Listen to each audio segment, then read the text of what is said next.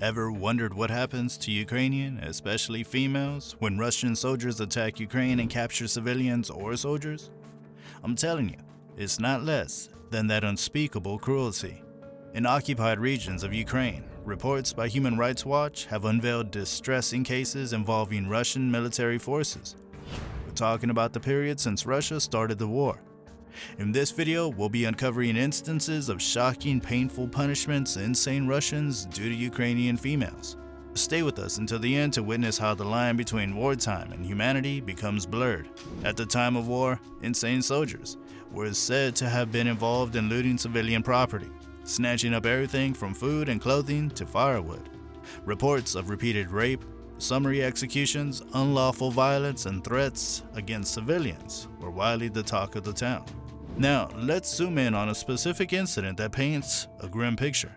And of course, you have the right to judge the Russian administration after witnessing it.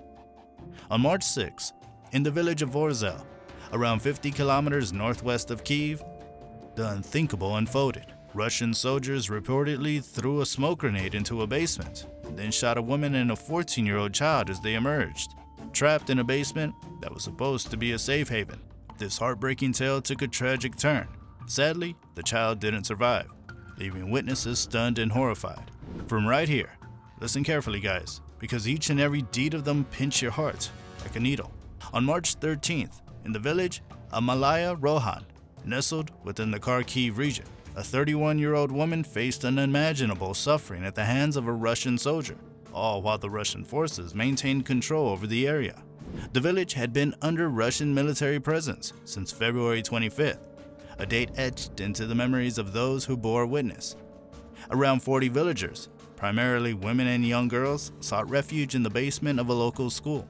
Among them were this woman, her 5-year-old daughter, her mother, 13-year-old sister, and 24-year-old brother. Yeah, you can say a complete family. At around midnight on the same day, a soldier forcibly entered the school. He broke the glasses and windows at the entrance to the school and banged on the door. Then a guard opened the door. He was armed with a rifle and a pistol, went straight into the basement and ordered everyone there to line up. That mother stood in the line holding her daughter, who was asleep.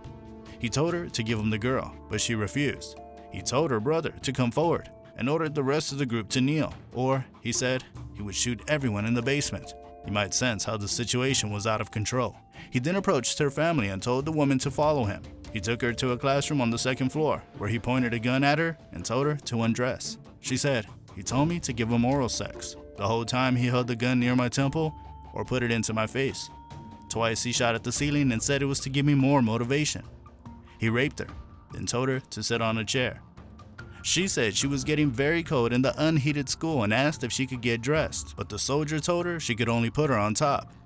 She claimed, while I was putting on my clothes, the soldier told me that he was Russian and that he was 20. I mean, seriously? I don't know how this woman faced this kind of cruel punishment." After that, he told her to go to the basement and get her things so that she could stay in the classroom with him. And when she refused, he got a knife and told her to do so, as he said if she wanted to see her child again. He raped her again by putting a knife to her throat and cut the skin on her neck. He also cut her cheek with a knife and cut off some of her hair. He hit her on the face with a book and repeatedly slapped her. Give me a break. What on earth was the Russian government teaching its soldiers? Come on, Russia, it's high time you instill some ethics into your military personnel. These incidents paint a grim picture of sexual violence committed by Russian soldiers in various villages across the Chernihiv region and even as far as Mariupol in the south. However, it's important to note that these reports have yet to be independently verified. There's this one lady who went through hell. A Russian soldier kept on raping her, and if that wasn't enough, her husband was forced to watch and later was killed by the Russian. Then there's this horrifying incident where a mom with 4 kids was brutally gang raped by them, only in Kherson. It gets even darker with the story about a Ukrainian woman found dead, naked, and marked with a swastika.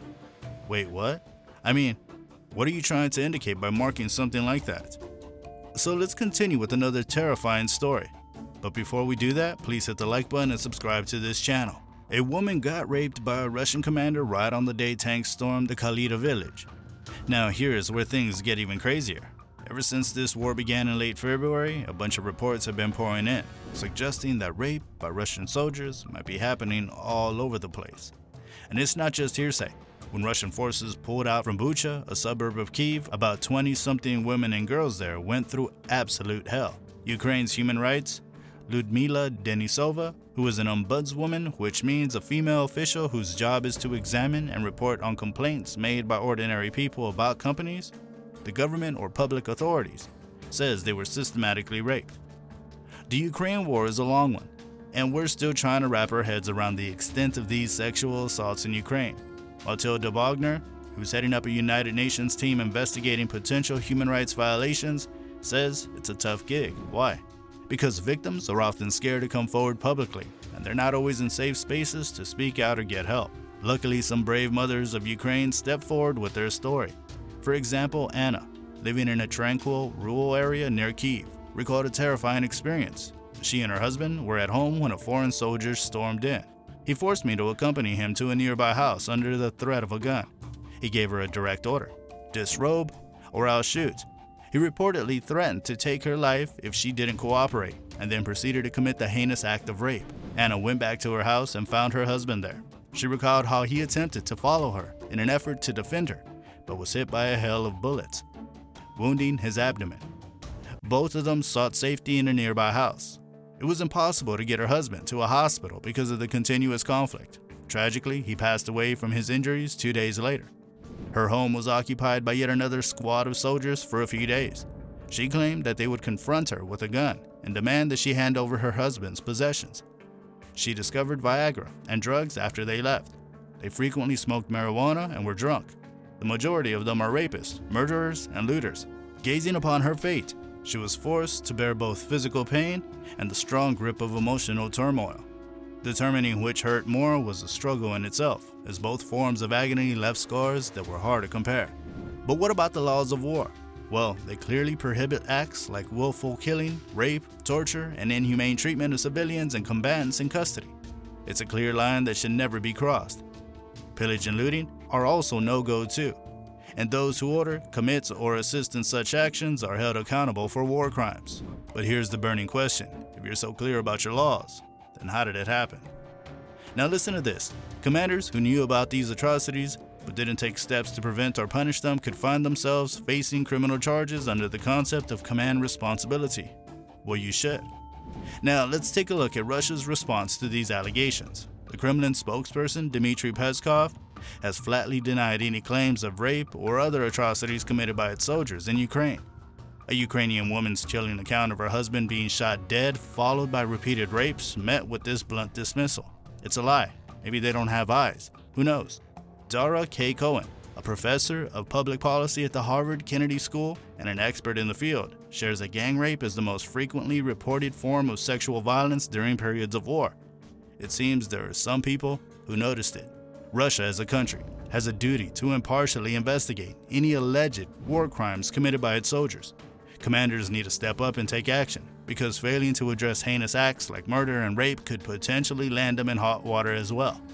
It's all about responsibility, accountability, and the preservation of the basic rights that every individual should be entitled to. But the chances of this actually happening are very small. It's often been shown that the Russians do not care and use the scorched earth strategy. We can only hope for a quick end to this terrible war. In your opinion, what actions can individuals, governments, and international organizations take to prevent future instances of such violence? Go and comment your thoughts down below and subscribe to this channel. Till then, thank you for watching.